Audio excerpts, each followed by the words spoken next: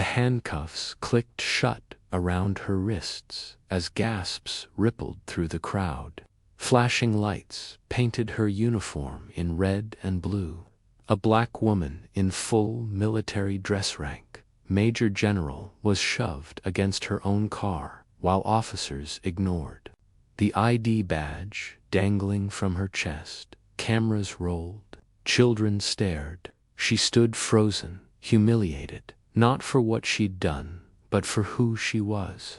In that instant, one quiet signal from her wrist would trigger a response that no one expected. This is the story behind. Cops cuff black female general, her Pentagon call ends their careers fast. Welcome, story lovers. From where are you watching? Comment the name of your city. It was a crisp Friday morning in Arlington, Virginia. Major General Alicia Grant adjusted her beret as she stepped out of her townhome, her uniform sharp ribbons glinting in the sunlight.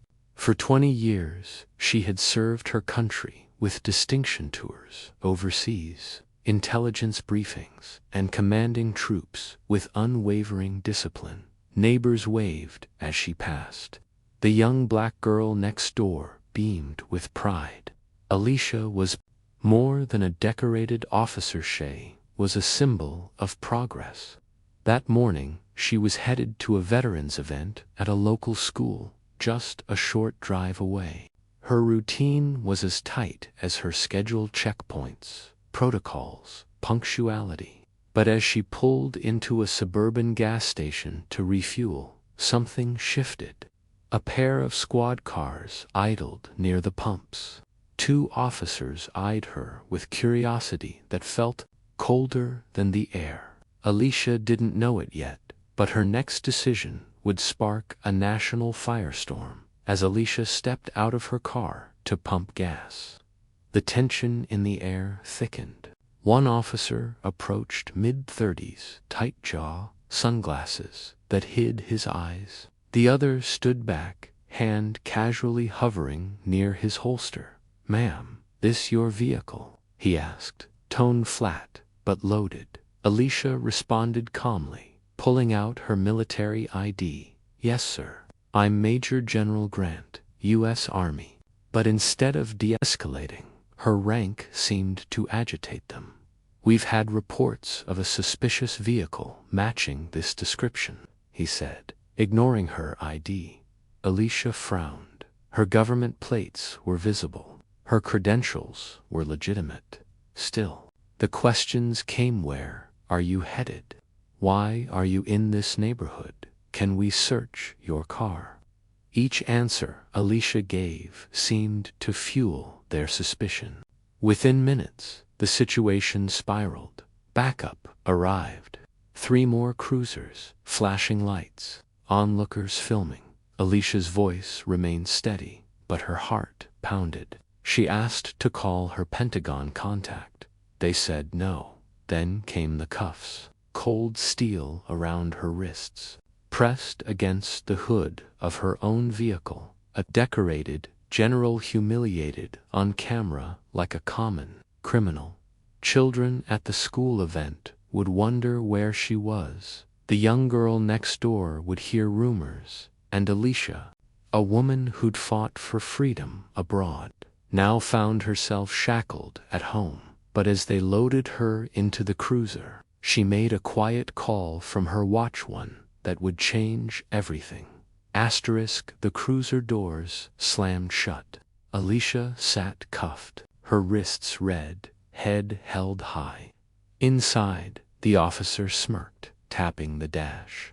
"You people think a uniform makes you untouchable." Then her watch buzzed.